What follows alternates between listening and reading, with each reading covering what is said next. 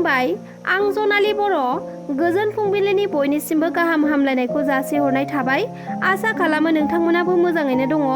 दिनै 2023 मायथाइनि 18 सेप्तेम्बर। नोंथांमोननि थाखाय आं गोदान खौरां लानानै फैदों। अन्नानै नोंथांमोना भिडिअखौ जोबजासे नायलांदो। क'क्राझार सारबारियाव एनकाउन्टार खालामनाय जाथायनि सायाव प्रमद बर' बिथाङा गोनांथार खौरां फोसावदों। हेमन्त नार्जारीखौ एनकाउन्टार खालामनाय जाथायनि सायाव बिटिआरनि मावफुं सोद्रोमा प्रमद बर' बिथाङा मेजिस्ट्रेट इनकुवारि खालामनो थाखाय क'क्राझारनि डिसिखौ बिथोन होबाय। बिथाङा बे जाथाय जानायनि सायाव दुखु मोननाय फोरमायदों आरो बे जाथायाव जाय दायनिगिरि जागोन बेखौ गोख्रोङै साजा होनाय जागोन।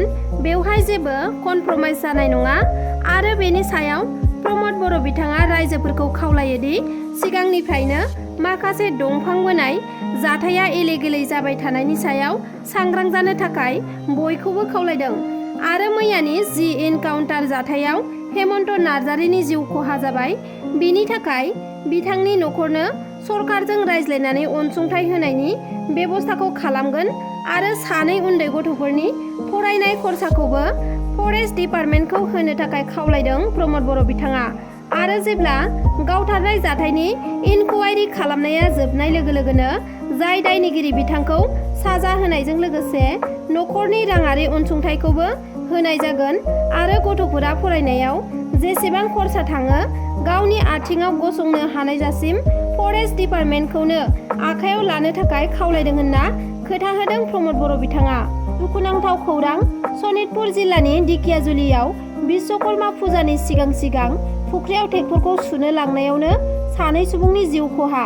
बे गिख्रंथाव जाथाया जादों दिकियाजुलि रायखसमारि पुलिस थानानि सिङाव थानाय सेसनटलायाव बिश्वकर्मा फुजानि थाखाय ट्रेक्टरखौ सुनो लांनायावनो हरखाब ट्रेक्टरा बेलथायनानै जाब्रबथाय जानानै ट्रेक्टरजों होसिनजानानै सानै सुबुङा जिउ खोमानांगौ जाबाय।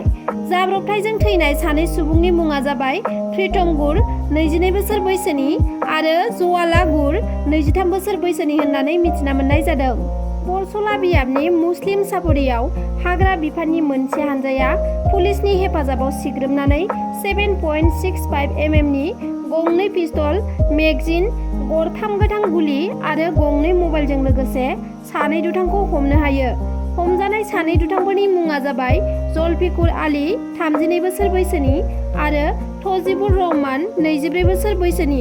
हमजानाय मुस्लिम सानै दुथांफोरा मैहुर खालामग्रा सिखाव फलान होनना खौरांनि गेजेरजों मिथिहोदों हाग्रा बिफान आरो पुलिस बिफाना। बिथांमोनखौ आयेननि बादि साजाखौ होनाय जागोन होनना फोरमायथिदों पुलिस बिफाना। ब्राजिलनि एमाजन हाग्रागुदु ओनसोलाव थानाय बार्सेलस बिरखं गाथोनाव गंसे फिसा बिरखंआ लेन्डिं खालामनाय समाव रानवेखौ मोजाङै सिनायनो हायैनि जाहोनाव हरखाबै जाब्रबथाय जादों। रानवेखौ नागारनानै बिरखंआ साखाथिनि हाग्रागुदुआव गोग्लैहैदों। सुनिबारनि बेलासि समाव बे दुखुनांथाव जाथाया जादों। बे बिरखंआव दावबायारिफ्रा गासै 14 जन दङमोन, बेनिनो मादाव 12 जना दावबायारिमोन आरो लोगोसे सानैया पाइलटमोन। गासै सा 14 सुबुंफोरा हरखाबै जिउ गोमानांगौ जाबाय।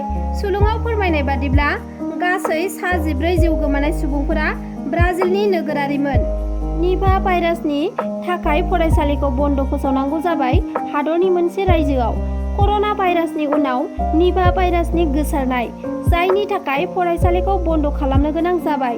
निभा भाइरासनि गोसारनायखौ नोजोर होनानै केरेलानि कजिक'डे जिल्लायाव गासैबो फरायसालि आरो फरायसालिमाफोरखौ माखासे साननि थाखाय बन्द खालामनो गोनां जाबाय। रिपर्टनि बादिब्ला केरेलायाव 5 बोसोराव निभा भाइरास फैनाया बेयो 4थि खेब। जाय भाइरासनि गोसारनायजों दा सानै सुबुङा जिउ खोमानांगौ जाबाय आरो दा साब्रैनि देहायाव पजिटिभ मोनदों।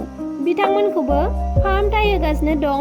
बेजों लोगोसे बिथांमोनजों लोगोसे जायफोर सोमोन्दोआव दंमोन बिथांमोनखौबो नागिरनानै बिथांमोननि देहाखौ आनजाद नायनाया जागासिनो। फोरमायथिनाय बादिब्ला निभा भाइरासआव गोग्लैनाय बिथांमोनहा गोब्राब लोमजानायजों लोगोसे गोबानाय आरो हां लानायाव जेंना मोननो गोनां जायो। निभा भाइरासजों गाग्लोबजायोब्ला थैनायनि टेन्डेन्सिया 40 निफ्राय 70 जौखोन्दो। निभा भाइरासआ गिबियाव मानासियायाव जादोंमोन, जेराव सा 100 सुबुंफोरा थैनो गोनां जादोंमोन आरो 10 लाख अमाफोरखौ बुथारनो गोनां जादोंमोन। बांलादेशआवबो 2001 मायथाइनिफ्राय दासिम 100 सुबुङा थैनो गोनां जाबाय आरो भारतआव दासिम सा 50आ थैनो गोनां जाबाय। फोरमायथिनो गोनांदि निपा भाइरासआ जिब जुनारनिफ्राय फैनायनि अनगायैबो निपा भाइरास एफेक्ट जानाय फिथाइ सामथाइनिफ्रायबो सुबुंनि देहायाव फैयो आरो बेनि उनाव सुबुंनि देहायावबो गोसारो निपा भाइरासआ। गुवाहाटी नोगोरमानि बामुनि मेदामाव थानाय सपुनसेरी एपार्टमेन्टनि 6थि फ्ल'रनिफ्राय बाज्रुमनानै सासे सिख्लाया गावखौनो फोथैनानै लादों। नाथाय बे सिख्लाया मानि थाखाय थैखो बेखौ खौरां मोननाय जाथ'वाखै। थांनाय सुनिबारखालि मोनायाव गावनि जिउखौ गावनो फोजोबना लानाय सिख्लानि मुंखौ थामस्रि के सांमा होननानै सिनायथिनो हादों।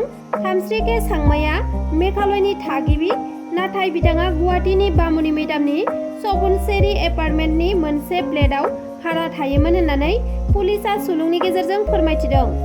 दिनैनि खौराङा बेखिनियानोमोन। नोंथांमोना जुदि आंनि चेनेलखौ साबस्क्राइब खालामाखैब्ला अन्नानै साबस्क्राइब खालामनानै लादो आरो लोगोसे लाइक, शेयार, कमेन्ट खालामनो दाबाव। एसेनोसै, गोजोन्थों।